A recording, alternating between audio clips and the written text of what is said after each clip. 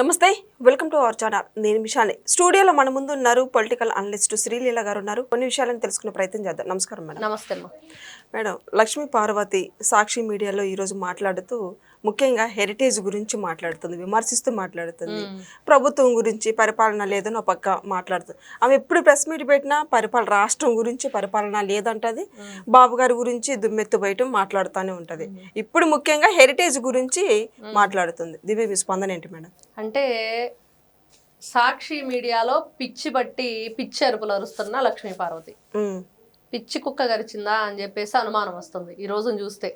నిజంగా చాలా రోజుల నుంచి రావట్లేదు. ఏంటంటే పేమెంట్ సరిగ్గా లేదంటే ఈ రోజున కాస్త ఎక్కువ ఇచ్చారంటే అందుకని ఎక్కువ మాట్లాడుతుందని. అంటే ఆవిడ మాట్లాడిన కొన్ని మాటలు, ఒకటి నారా లోకేష్ గారికి ఏబిసిడీలు కూడా రావని ఏమి నేర్పించిందా ఏంటి ఆయన రావని చూడటానికి?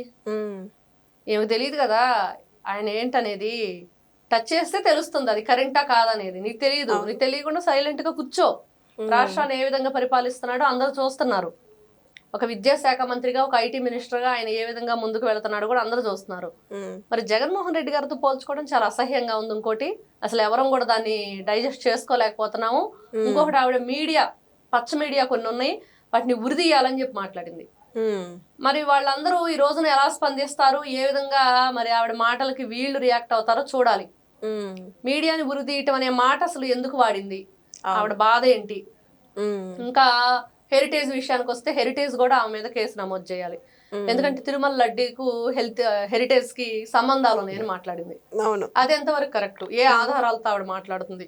మరి మన బొత్స సత్యనారాయణ గారికి ఇచ్చినట్లు ఈవిడికి కూడా నోటీసులు ఇస్తే ఈవిడకి పట్టిన పిచ్చి తగ్గిద్ది, తిక్క కుదిరిద్ది అన్నట్లు ఈ రోజున అర్థమవుతుంది. ఇంకా కొన్ని విషయాలు, ఈవిడ అసలు ఫస్ట్ కట్టుకున్న భర్తని, కన్న కొడుకుని వదిలేసి ఈవిడ ఏ విధంగా ఇల్లు వదిలి పారిపోయి వచ్చిందో అందరికి తెలుసు. మామూలుగా ఒక మహిళ ఫ్యామిలీని వదిలేసి వెళ్ళిపోతే ఏమంటారు సమాజంలో అంటే మనం మాట్లాడలేం, అది ఆవిడ మాట్లాడిద్ది. మరి అలాంటి పని చేసిన నువ్వు ఏ విధంగా హైదరాబాద్ వచ్చావు, ఏ విధంగా మరి నందమూరి తారక రామారావు గారి ఏదో చెప్పి మాటలు ఆ ఇంట చేరావు, ఒక లంకిణిలాగా, ఒక శూర్పణకలాగా, ఒక హిడింబిల్లాగా నువ్వు ఎన్ని రకాలుగా ఎన్ని వేషాలు వేశావు. మరి కట్టుకున్న భర్తే వీరగంధం సుబ్బారావు గారు నీ గురించి అది మంచిది కాదు, అదొక నరరూప రాక్షసి, దానికి డబ్బు పిచ్చే అని చెప్పి ఆయనే స్వయంగా చెప్పిన మాటలు ఎన్నో సందర్భాల్లో విన్నాం. ఇప్పటికి కూడా మనం చూడొచ్చు ఆయన వీడియోలు. మరి అలాంటి నువ్వు నీ బ్రతుక్కి ఆయన ఎవరో కోటి అంట, అతన్ని ఇబ్బంది పెడుతున్నావు అని చెప్పేసి, ఏదో అతన్ని హెరాస్ చేస్తున్నావు అని చెప్పేసి గతంలో వీడియోలు వచ్చినాయి. దాని గురించి చెప్పు, వింటారు, నీకేం సంబంధం లేదని ప్రజలు. ఎప్పుడు అట్లాంటి వాటి గురించి నువ్వు మాట్లాడవు. మరి నారా చంద్రబాబు నాయుడు గారి గురించి మాట్లాడేటప్పుడు నందమూరి తారక రామారావు గారి మరణం వెనక మరి నీ హస్తం ఏంటనేది నువ్వు చెప్పు. ఆయన చంపటానికే నువ్వు వచ్చావని చెప్పేసి ఎంతో మంది, నేను చిన్నప్పుడు మా తాతగారు కూడా చెప్పేవాళ్ళు, ఇది ఒక రాక్షసి, ఇది ఎందుకు వచ్చిందంటే ఆ మహానుభావుని చంపేయడానికే వచ్చింది అని చెప్పి చెప్పేవాళ్ళు. అప్పుడు అందరికి తెలుసు, ఊరు వాడ అంతా తెలుసు నీ భాగవతం ఏంటి, నీ బ్రతుకేంటి, మరి నీ హార్మోని పెట్టేంటి, నీ గొడవ ఏంటి అందరికి తెలుసు. ఈ రోజున నువ్వు జగన్మోహన్ రెడ్డి ఎంగిలి మెతుకుల కోసం ఏరుకుంటూ, ఆ ఎంగిలి మెతుకుల కోసం ఇలాంటి చీప్ గా బిహేవ్ చేస్తూ చీప్ మాటలు మాట్లాడుతూ ఉంటే మరి నీకు చెప్పు దెబ్బలు కొట్టాలా వద్దా, జుట్టు పట్టుకుని బయటికి లాగాలా వద్దా? నీలాంటి వ్యక్తి నువ్వు ఈ రోజున సిగ్గు లేకుండా నందమూరి వారి ఫ్యామిలీకి కళంకంలా తయారయ్యి వాళ్ళ ఆస్తులు కావాలంటావు, మరి క్యాన్సర్ హాస్పిటల్ భాగస్వామ్యం కావాలంది ఆ రోజున, మళ్ళీ ఇంకేదేదో మాట్లాడిద్ది, ఆ వారసుల గురించి మాట్లాడతావు. ఈరోజు నువ్వు ఏ పార్టీ అని చెప్తున్నావో, ఏ పార్టీ పెద్ద గురించి మాట్లాడుతున్నావో, నువ్వు ఆ పార్టీ లేకుండా ఏ పార్టీలో ఉండి మాట్లాడుతున్నావు? అవును. నందమూరి తారక రామారావు గారి విగ్రహాలు ధ్వంసం చేస్తుంటే ఏం చేసావు? ఆయన పేరును కాలేజీకి తీసేస్తుంటే ఏం చేసావు? అన్నా క్యాంటీన్లు తీసేస్తుంటే ఏం చేసావు? ఈ రోజున ఏం మాట్లాడుతున్నావు నువ్వు? ఎక్కడికి వచ్చి మాట్లాడుతున్నావు? సాక్షి మీడియాలో కూర్చొని ఏ స్థానంలో ఉండి ఏ స్థాయి మాటలు మాట్లాడుతున్నావు?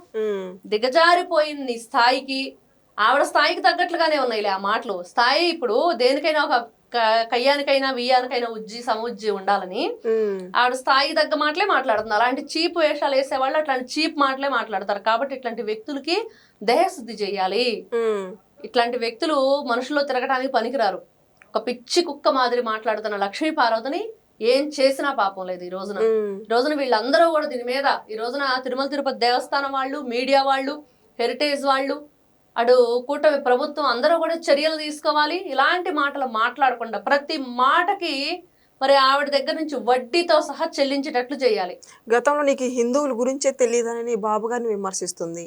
ఈ రోజున ఈవిడ మాట్లాడుతుంది హిందువు గాని హిందువు, సుబ్బారెడ్డి గురించి, సుబ్బారెడ్డి భార్య గురించి వాళ్ళ ఇంట్లో దోపాలేస్తారు, నామాలు పెడతారు. అవును.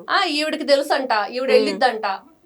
నీ బ్రతుక్కి, నువ్వు మాట్లాడే మాటలకి, నువ్వు చేసిన చేష్టలకి ఎన్ని రకాల నీ చరిత్ర ఉందో, నీచమైన చరిత్ర అందరికీ తెలుసు. ఎన్టీ రామారావు గారు నీకు తాళిబొట్టు కట్టకుండా నువ్వు భార్య అని చెప్పుకుంటూ ఈ రోజున నువ్వు ఎప్పటికీ నందమూరి దానివి కాలేవు. ఎప్పటికైనా నువ్వు వీరగంధం లక్ష్మీ పార్వతి అనే మాట గుర్తుపెట్టుకోవాలి.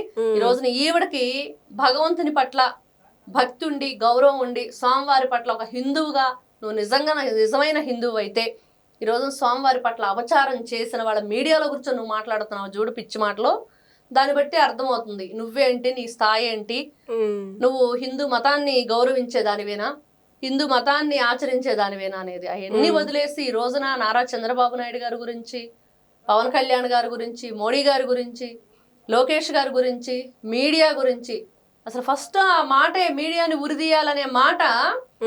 నిన్నేం చేయాలి, ఎన్నో పాపాలు చేసావు, మహానుభావుని లేకుండా చేస్తావు మా మధ్య, మరి నిన్నేం చేయాలి? నిన్నేం చేసినా పాపం లేదు కదా. నిన్నేం చేయాలి, కుంభీ పాకమా, లేకపోతే ఏదైతే గరుడ పురాణంలో ఉన్న శిక్షలన్నీ కూడా నీవు చేసిన పాపాలకు తక్కువే. కాబట్టి లక్ష్మీపార్వతి ఎక్కడైనా బుద్ధి తెచ్చుకునిద్దా, మరి వయసుకు తగ్గ మాటలు మాట్లాడిద్దా, ఆ వయసుకు తగ్గట్లుగా మరి బిహేవ్ చేసిద్దంటే అది ఎప్పటికీ వచ్చేటట్లయితే ఎవరికి కనిపించట్లేదు. ఈ రోజుకి రాష్ట్రంలో పరిపాలన లేదని చెప్తుంది.